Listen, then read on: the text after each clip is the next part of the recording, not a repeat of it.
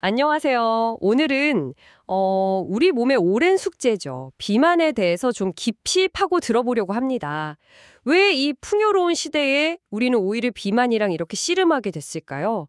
주신 자료들을 보니까 이게 뭐랄까 단순히 그냥 의지 문제 이런 걸 넘어서 우리 유전자, 또 진화의 역사, 그리고 지금 우리가 사는 이 현대 환경까지 다 얽혀 있더라고요. 아주 흥미로웠습니다. 그래서 이번 시간에는요. 이 비만의 뿌리가 대체 뭔지, 그리고 또 최근에 나온 아주 혁신적인 치료 기술까지 쭉 살펴보면서 이 복잡한 퍼즐을 한번 맞춰보려고 합니다. 특히 그 새로운 치료법들이 어떤 의미가 있는 건지 여기에 좀 집중해보죠. 자, 한번 시작해볼까요? 인류 역사를 이렇게 쭉 보면 사실 뭐 굶주림과의 싸움 그거 아니었겠습니까? 어떻게든 에너지를 몸에 저장하고 또 지방을 좀 효율적으로 축적하는 능력. 이게 생존에는 정말 절대적으로 유리했을 텐데요. 네, 맞아요. 그게 정말 재밌는 지점인데요. 자료에서도 언급된 그 FTO 같은 유전자들 있잖아요. 지금은 이제 비만 위험 유전자다 이렇게 알려져 있지만 과거에는 그야말로 생존 치트키였던 거죠. 아, 생존 치트키요? 네, 칼로리를 아주 그냥 알뜰하게 저장해서 언제 닥칠지 모르는 굶주림, 이 비상사태에 대비하게 해준 거죠. 어찌 보면 우리 조상들의 엄청 강력한 생존 도구였습니다. 근데 이게 참 우리를 살렸던 그 유전자가 지금은 오히려 다른 문제를 일으키는 약간 역설적인 그런 상황인 거예요. 바로 그 역설이군요. 그 유전자가 지금 이 현대 환경이랑 딱 부딪히면서 문제가 생긴 거네요. 맞습니다. 환경이 오휴 너무 빨리 변했어요.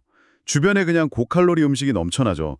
또 몸은 옛날보다 훨씬 덜 움직이죠. 네, 그렇죠. 근데 우리 몸의 어떤 유전적인 설계는 그대로란 말이죠. 수십만 년 전에 그 굶주림이 일상이었던 시절에 맞춰져 있는 거예요. 이 엄청난 시간적 불일치, 이게 바로 비만 팬데믹의 어떤 핵심 원인이라고 볼 수 있습니다. 아, 그래서 이게 단순히 저 사람은 의지가 약해서 살쪘어 이게 아니고요. 유전자, 환경, 또 식습관, 뇌의 어떤 보상회로 이런 것들이 다 복잡하게 얽혀 있는 생물학적인 문제인 겁니다. 그런데 이 정말 오래된 난제에 최근에 완전 게임 체인저가 등장했다고 하더라고요. 그 GLP-1 작용제라는 약물들 말이죠. 뭐 위고비나 오젬픽 이런 이름으로 더 알려진 세마글루타이드나 또 몬자로라고 불리는 티르제파타이드 이런 것들이요. 네, 맞습니다. 이 약물들은 그 작동 방식이 기존의 약들이랑은 좀 완전히 달라요. 우리 몸이 식사 후에 자연스럽게 분비하는 호르몬이 있거든요. GLP-1이라고 이것의 작용을 모방하거나 더 강하게 만드는 원리입니다. 아, 우리 몸에 원래 있는 호르몬 작용을 이용하는 거군요. 네, 쉽게 비유하자면 뇌에 있는 우리 식욕조절센터, 시상하부라고 하는데요. 여기에다가 야, 이제 충분히 먹었어 하는 신호를 보내는 거예요.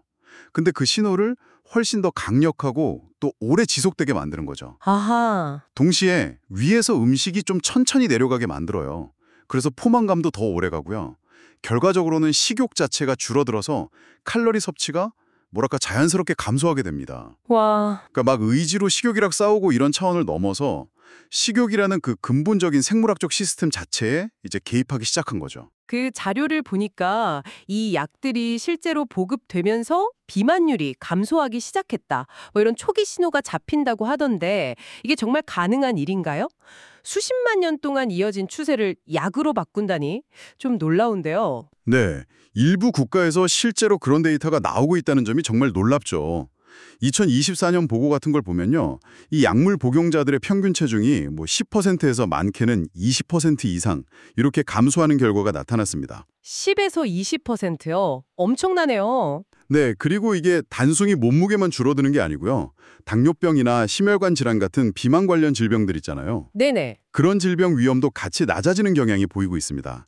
어쩌면 인류 역사상 처음으로 우리가 이 기술의 힘으로 비만이라는 문제를 좀 관리할 수 있게 될지도 모른다.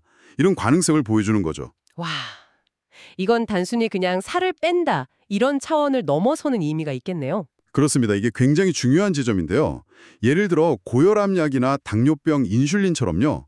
비만도 이제 질병으로 보고 과학적으로 관리할 수 있다. 이런 인식이 확산되는 아주 중요한 계기가 될 수 있습니다. 아, 인식이 바뀌는 거군요. 네, 예전처럼 그냥 저 사람 의지가 약해서 그래, 게을러서 그래, 이런 어떤 사회적인 낙인 있잖아요. 네, 있죠. 그런 거 대신에 이건 조절 가능한 생리적인 상태다. 이렇게 바라보는 시각이 중요해지는 거죠. 이건 어쩌면 비만을 둘러싼 우리 사회의 인식 자체를 좀 근본적으로 바꿀 수도 있는 그런 잠재력이 있습니다. 듣고 보니까 제공해주신 자료 마지막 문장이 훨씬 더 깊게 와닿네요. 비만의 정복은 인류가 진화로 각인된 생존 본능을 과학의 힘으로 인식하고 조정하며 본능을 넘어 자기 운명을 다시 쓰기 시작한 최초의 생물학적 혁명이다. 와, 정말 거대한 변화의 시작일 수도 있겠습니다. 자, 오늘은 이렇게 수십만 년 전 우리 조상들의 생존 본능이 어떻게 지금 이 현대 사회에서 비만이라는 문제로 나타났는지 그 과정 하고요. 그리고 GLP-1 작용제 같은 최신 과학 기술이 이 판도를 또 어떻게 바꾸고 있는지 함께 살펴봤습니다.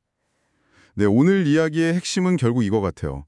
비만은 그냥 의지의 문제가 아니다. 굉장히 복잡한 생물학적 현상이다.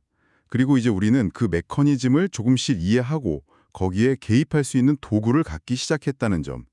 이게 어쩌면 우리 몸과 우리의 본능을 대하는 방식 자체를 근본적으로 바꿀 수 있는 그런 전환점에 우리가 서 있는 게 아닌가 싶습니다. 네. 그래서 마지막으로 이런 질문을 한번 던져보고 싶습니다. 만약에 우리가 식욕처럼 아주 기본적인 생물학 욕구마저도 기술로 조절할 수 있게 된다면 그때의 우리는, 미래의 우리는 지금과 같은 나라고 과연 말할 수 있을까요? 인간의 자유의지라든지 혹은 정체성은 또 어떻게 변해갈지 한 번쯤 생각해 보시면 어떨까 합니다.